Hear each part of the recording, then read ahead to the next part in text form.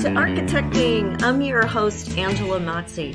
You made it. This is the landing pad for raw honesty about connecting your career with your purpose. I'm going to give you the tools you need to be an unapologetic advocate for yourself and others, because if you're here, you believe that the space we surround ourselves in matters, and you're committed to project by project building a better world for all of us. If you're with me, let's get architecting. Hey, Bright Lights, it's Angela. Welcome back to Architecting. I am so glad you are here. We're going to have fun today because we are dealing with the topic of how to get comfortable with uncertainty. What it comes down to is how solid of a foundation you have, which is why I want to make sure you know about my Stressless Success class. We are starting on Monday, May 8th. You really want to check this out because when we talk about success, so many people jump to what we could call the milestones of certainty. External measures like what is your title at your job? How much money are you making? What have you accomplished? If those things are not an outward reflection of our inner authenticity, if they're just things we chased because we thought success looked a certain way, they don't bring us happiness or joy. They don't help us make life better for other people. They become empty and hollow and meaningless. If you're just chasing the need to keep up with other people and do what you think you should be doing, checking the boxes on someone else's list, you are probably feeling really stressed out, really overwhelmed. And honestly, when we lose touch with our purpose, that is the root cause of burnout. So yes, it's having more to do than we can handle, but also more to do without that sense of meaningfulness attached to it. Because when we do what we love, when we feel that deep connection to our purpose, when we feel that the things that are in our day have meaning, they give us energy. They don't take it away. Also, when we are that connected to our purpose, we naturally show up in the world in a whole different way. That different way of showing up lets us be seen by other people, lets us be magnetic, lets people be drawn to us so that we start to be able to have the positive impact we really want to.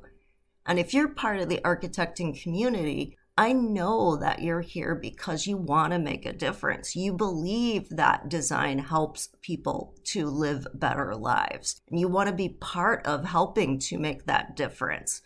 But we don't make that difference from that place of depletion and exhaustion and burnout.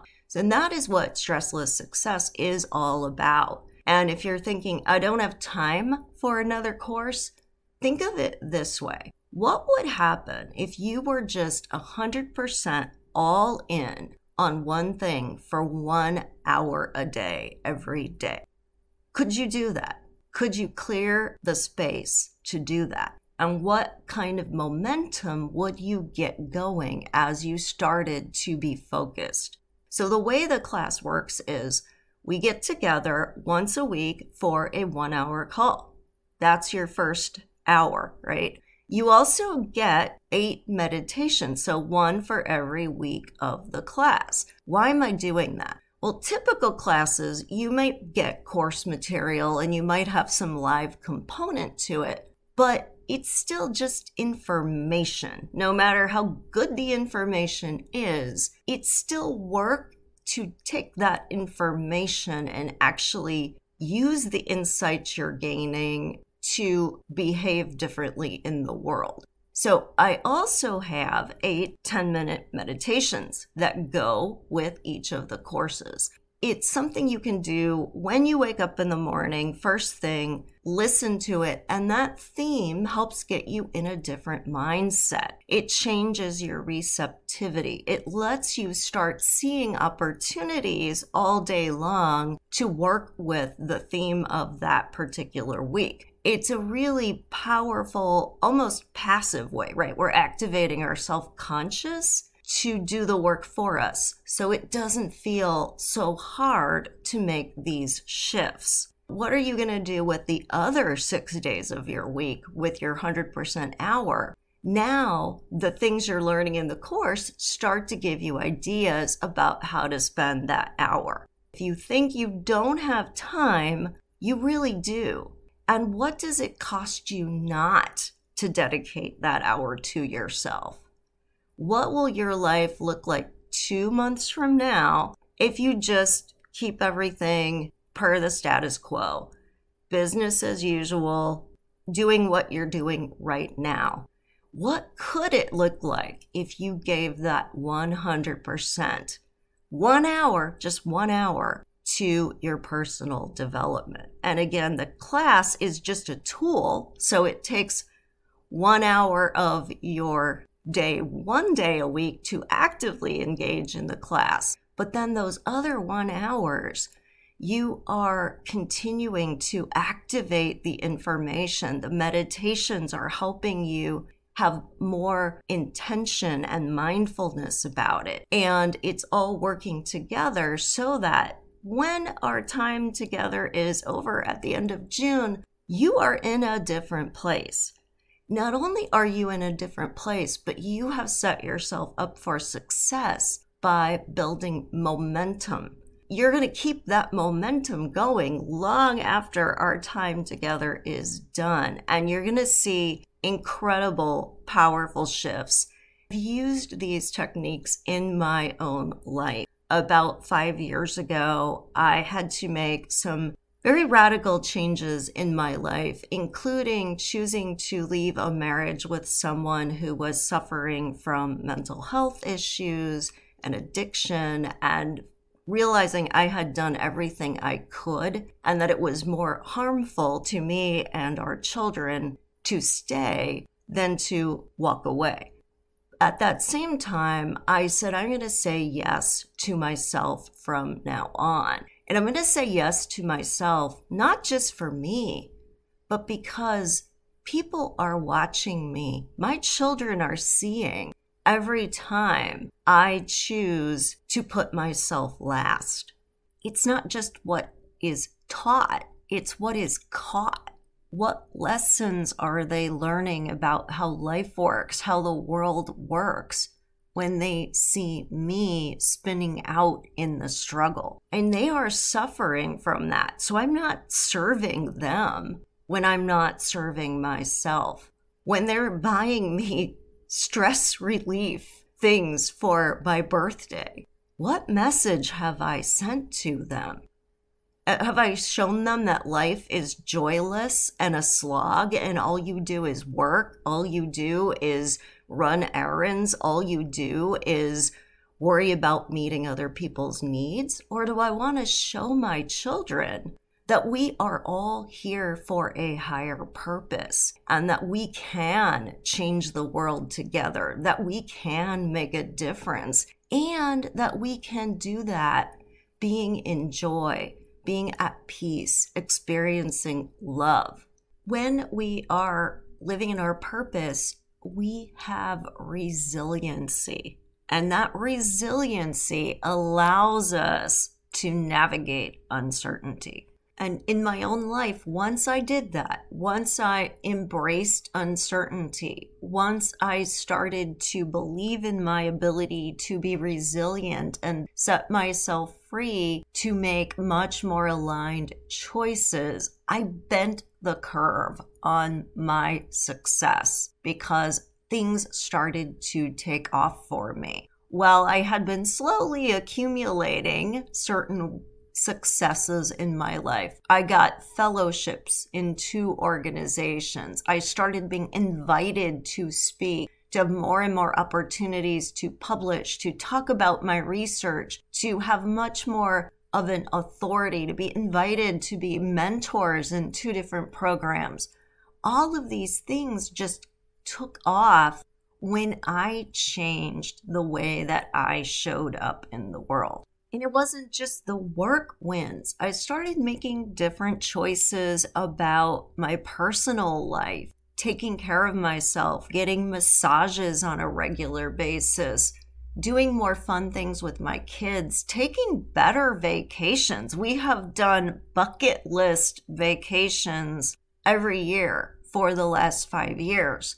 And having that fun in my life, having that social experience, having that personal care has also been part of this shift. That is really why I chose to create this course. I wanted everybody to tap into your purpose and expressing that with joy, to defining success on your terms, to doing what nourishes you, because a healthy, whole, well-nourished, purpose-driven you serves the world in a way that you being depleted and exhausted never can. You can find it on my website.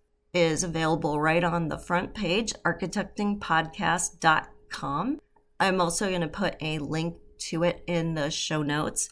Check it out because there are some great bonuses that are going to expire. So you definitely want to get in now, not later, and get those bonuses as well. And one of them is my Wellness for the Working World series. This is a series of interviews that I've done with experts on different aspects of health and wellness. So there's things in there like how to use yoga and movement for stress release, nutrition, sleep expert weighing in on how sleep can be a game changer for your life, anger management, using EFT or tapping to release trauma and stress from your life, hypnotherapy and techniques that you can use to become more aware and mindful and change your habits and rewire your subconscious. So there are 7 different interviews in there now, and I add to it over time. So once you get that course,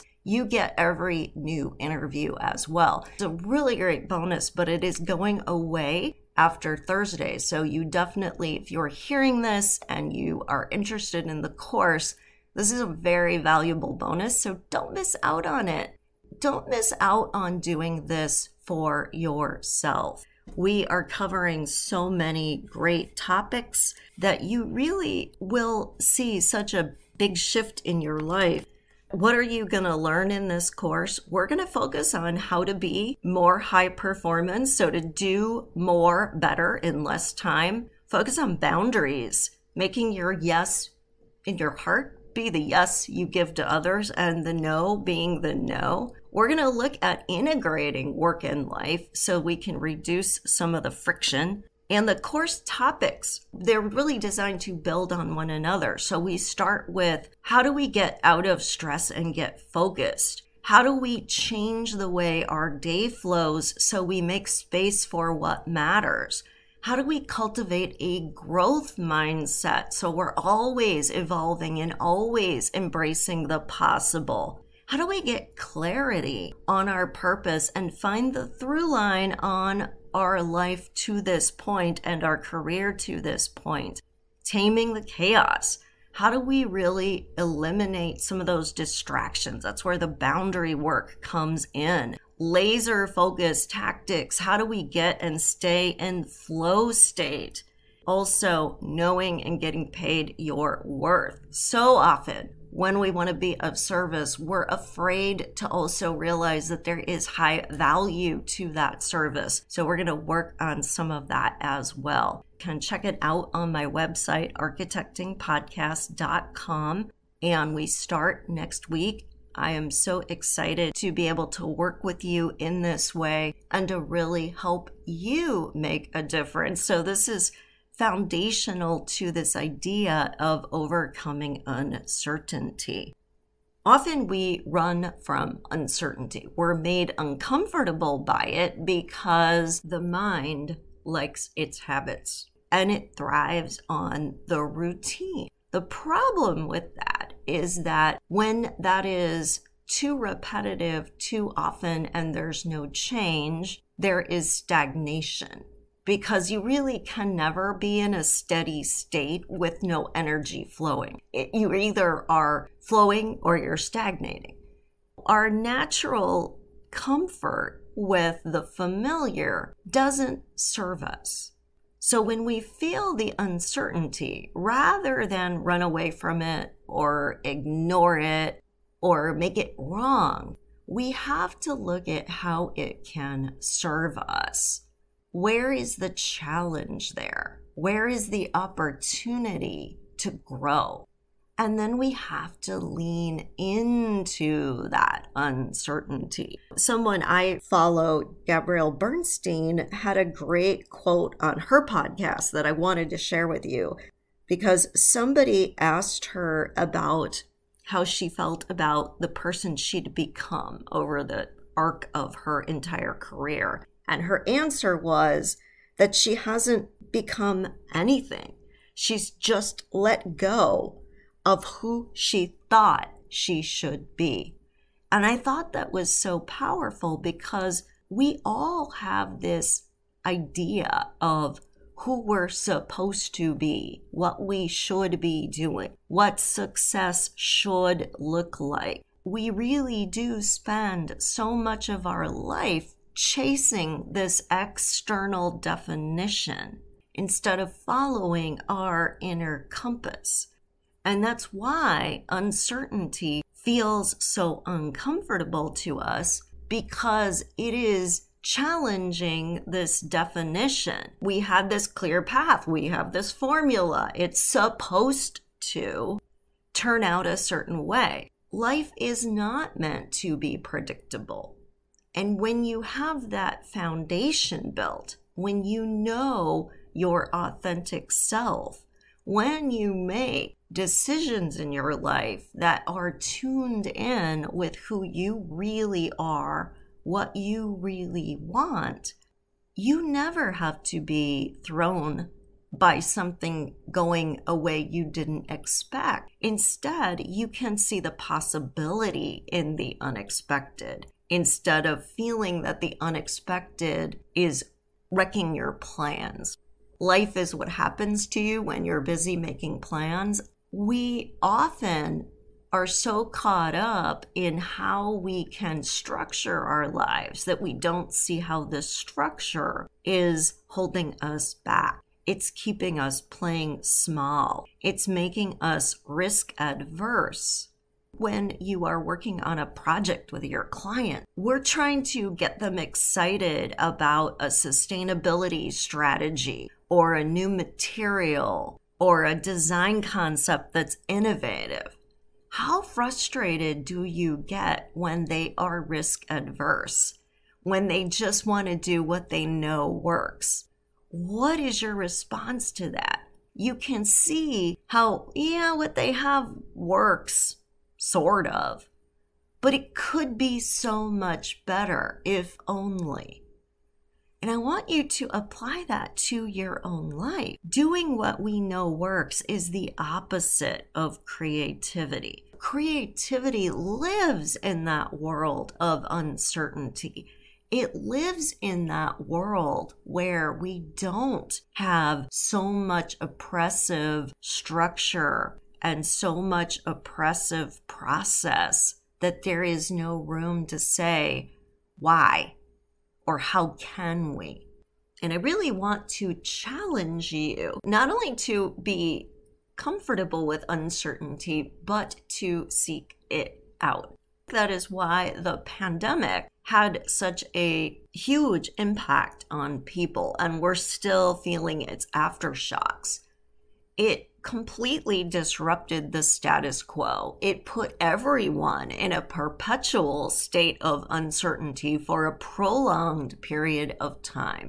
So then we had to look within, even though it was uncomfortable, even though we're used to stuffing down our feelings, even though we're used to ignoring our needs. It forced us to really look in the mirror, both individually and collectively as a culture, And when we did that, we started to realize that we didn't always like what we saw. And that's why we can't just go back to the way it was, because we don't want to. All of a sudden, we've questioned the premise of a whole lot of things.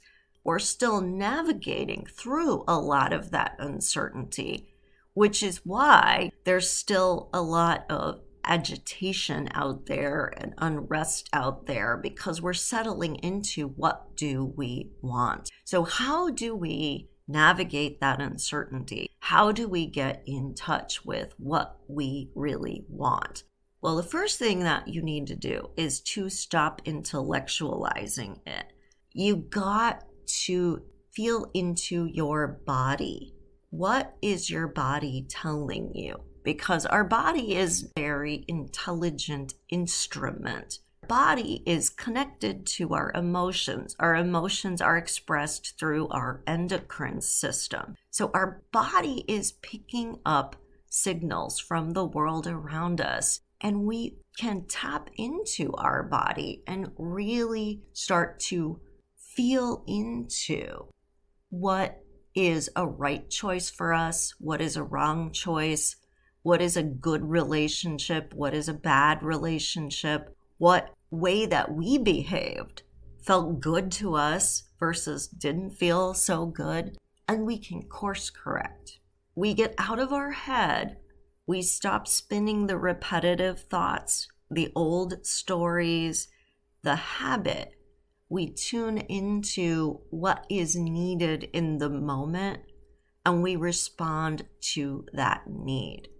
So that is the first way to navigate uncertainty, is to calm down, to regulate your nervous system. You can use breathing techniques, you can use yoga poses, but really drop down into your body, get out of your head, use your five senses, and truly feel into what you should do to respond. The next way to deal with uncertainty is to look inside. And this is where the work you do to get clarity around your purpose really pays off, because the more you do that, the easier it is to go to your North Star and to navigate that way, because you will know if something is aligned with what you want to do, what your purpose is, and when it's not. And that will make it a lot easier for you to say yes or say no. It'll make it a lot easier for you to weigh the pros and cons of a situation and to see what maybe a situation is 80% of what you need it to be, but how do we get that other 20? What can we tweak? What can we change? So you start to ask better questions out there. And then the last thing that I want to leave you with around uncertainty is the idea that the answers don't always come from what we know. Uncertainty requires creativity, and by its definition, creativity means we've not done it before. Where do we go for answers? We go outside of what we know.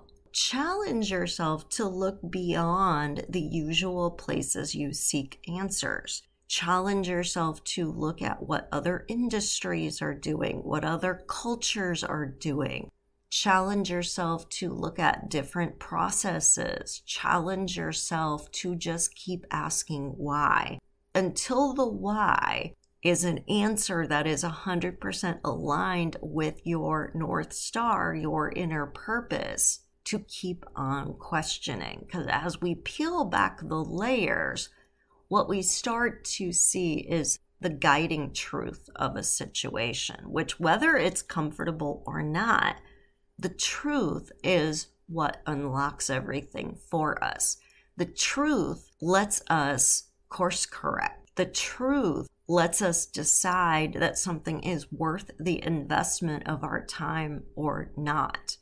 And the truth lets us ask that question of, how can I? To suddenly connect the dots around what I call the adjacent possible, the things that are not belonging to the world of the problem at hand, but are just beyond it, that we could pull in that would change the game, that would move things forward for us. When we can use those three tools, we can really feel very, very comfortable with uncertainty and very much be in a place where we enjoy the uncertainty because we know that that is leading us somewhere big every single time.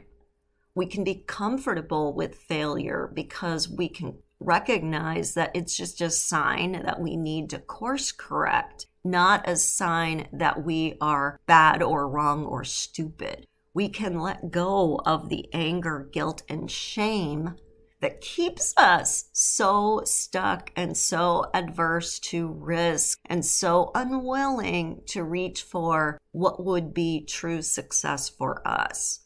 I love that you shared this time with me today. I really value you being a part of this community. And if you want to help others find us as well, be sure to like, rate, and review the podcast wherever you listen.